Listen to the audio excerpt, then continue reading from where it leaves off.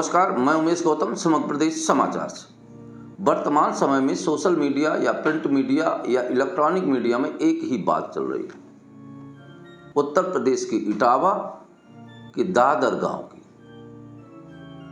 जहां कथावाचकों को सर घुटाकर मारपीट की गई और उनके ऊपर मुकदमा कायम किया। बिल्कुल बात सही है, ऐसा होना भी नहीं चाहिए। पर अब बात को हम शुरू से आपको बताते हैं। जब तक आप पूरी बात नहीं समझेंगे तब तक ये बात आपको समझ में नहीं आएगी। ये कथावाचक अग्निहोत्री अच्छे ब्राह्मणों का नाम लिखकर आधार कार्ड बनवाए हुए थे। पहले तो दो बातें, एक तो आस्था और धर्म के साथ खिलवाड़, तो निश्चित तौर पर एक कथावाचकों के ऊपर मुकदमा कायम होना चाहिए, क्योंकि इन्होंने धर्म और आस्था का मजाक उड़ाया है। दूसरी तरफ अगर वो यादव जाति देखकर मारपीट किए हैं तो उनके ऊपर भी कानूनी मुकदमा होना चाहिए। भारत संविधान से चलता है और भारत में लोकतंत्र, और संविधान के अनुरूप जिसके ऊपर जो सजा लगनी चाहिए वो करनी चाहिए। अगर कोई जाति का समूह खड़ा करके किसी भी जाति को दबाने का या उसे मारने का प्रयास करेगा तो निश्चित में देश में जाति दंगे या हिंसक हो सकते हैं। इसको देखते हुए राजनीतिबाजों को काम करना चाहिए। हम बात करते हैं उन कथावाचकों की। कथावाचक आस्था के साथ मजाक किया, लोगों के साथ खिलवाड़ किया, तो निश्चित तौर पर ये गलत किया। देखिए, पहली बात तो उन्होंने अपनी जाति छुपाई और अग्निहोत्री बनकर कथा वाचने गए। जब वो कथा वाचने गए तो वहाँ के तिवारी जी ने उनके चरण धोए, पांव पखारे, जैसा कि हमारे हिंदू धर्म में होता है, और उनकी पूरी पूजा की गई। उसके बाद वो कथा वाचन के लिए बैठे। अब वो कथा कैसे बाँचते हैं ये भी हम आपको दिखाएंगे। पर अब एक समझ लीजिए कि कथावाचक बन के गए तो पूरी, जब उन्होंने ब्राह्मण से पांव धुलाया, पांव छुआया, तब आपको बुरा नहीं लगा, तब आप अच्छे में रहे कि हमारे समाज के लोग झूठ बोल के और ऐसा कर रहे हैं। उस बात को आप नहीं बता रहे हैं, उस बात को भी तो बताना चाहिए। तो ये आस्था धर्म के साथ मजाक है कि नहीं? लोगों से झूठ बोला गया, ये 420 ही है, इनके ऊपर तो 420 का भी मुकदमा होना चाहिए लोकतंत्र के हिसाब से। इस पर कोई बात नहीं करता है। उसको जाति रंग देख के देश में दंगा भड़काने की प्रक्रिया चालू की गई। अगर ये कहा जाए कि यादवों को कथा बाँचने से कोई रोकता है तो ये निहायत गलत है। यादव समाज के लोगों को थोड़ा सा किताबें पढ़ने की जरूरत है। आपको बता दें, कुछ यादव समाज के लोग हैं जो पूरे भारत, तो भारत क्या पूरे विश्व में कथा बाँचने जाते हैं और धर्म की बातें करते हैं। पूरा देश उन्हें स्वीकार करता है, जिसमें मैं कुछ लोगों को नाम आपको बता दूं: सरिता यादव, मनोरमा यादव, नीलम यादव, गगन यादव। ये तो बहुत बड़े वाचक हैं और बहुत बड़ी कथा सुनाते हैं। देश से क्या अंतर्राष्ट्रीय जगह पे जाते हैं। इनसे कभी किसी ने नहीं नफरत किया, इनका किसी ने कभी सर नहीं मुड़वाया, क्योंकि ये जब कथा बाँचने जाते हैं तो ये बताते हैं कि मैं सरिता यादव, मैं गगन यादव हूँ। अगर ये लोग भी गगन तिवारी, गगन शर्मा ये चीज़ लिखते तो निश्चित ही इनके साथ ऐसी बात होती। तो दोस्तों, सबसे पहले इनका है कि इन्हें अपनी जात छुपाई क्यों गई।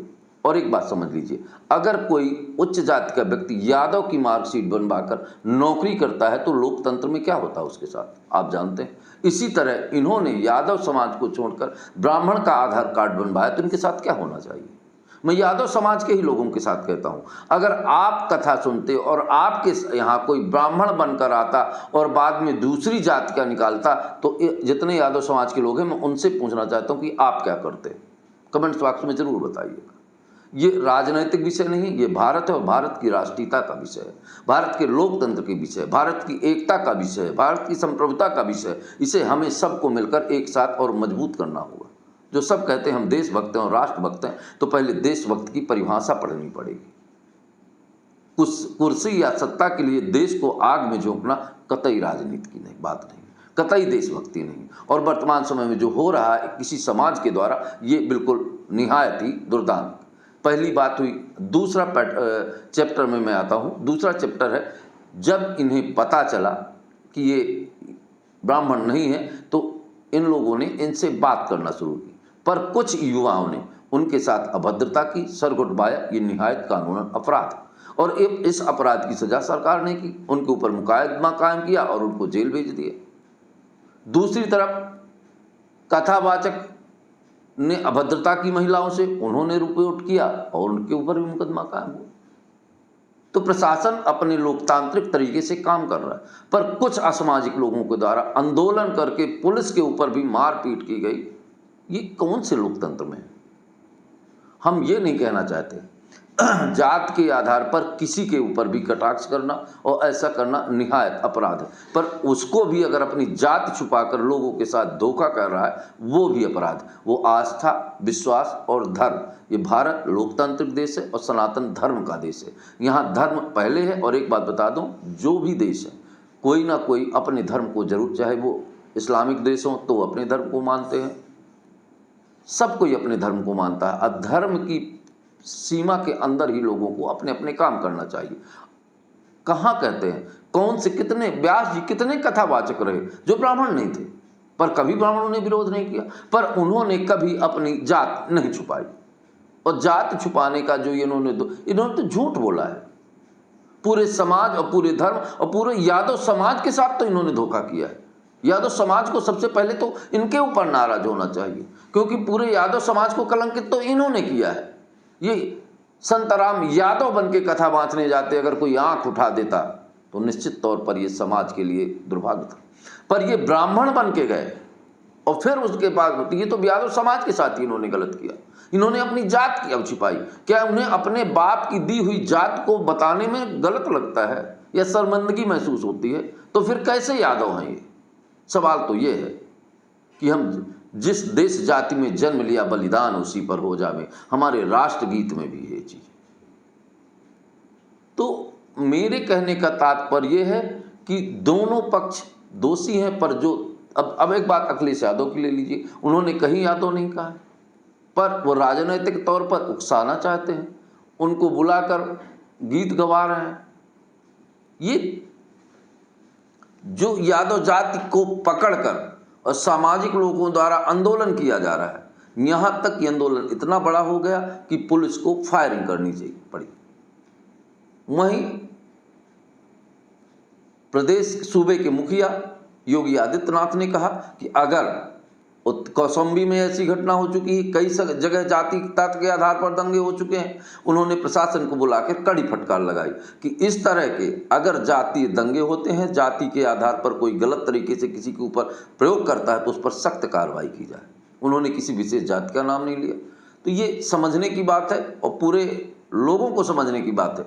ये एक दंगा फैलाकर भारत के सौहार्द को बिगाड़ने का काम किया जा रहा है। गलतियां दोनों की हैं, इस बात को दोनों को स्वीकार करना चाहिए और एक स्वीकार भी करते हैं, पर दूसरे पक्ष को राजनीतिक दबाव में चल के जातीयता के आधार पर पूरे देश में सोशल मीडिया में अन्य जगह ब्राह्मणों के लिए अभद्र शब्द कहे जा रहे हैं। तो उनके लिए भी एक बात बता दूं, चूंकि बड़ा और गंभीर आदमी अभद्रता का उपयोग नहीं करता है, इसका मतलब वो नहीं कि वो किसी से डरता है। इसलिए सारे लोगों को देश की संप्रभुता और एकता को बनाए रखने के लिए जातीयता के आधार पर विवाद की स्थिति उत्पन्न करना कतई गलत नहीं है। निश्चित तौर पर वो तिवारी दोषी, परिवार भी दोषी है, क्योंकि जब उन्हें पता चला तो वो कथा ना सुनते, छोड़ देते उन्हें। उनका चूंदी कटवाना, सर घोटवाना, ये कहाँ का न्याय?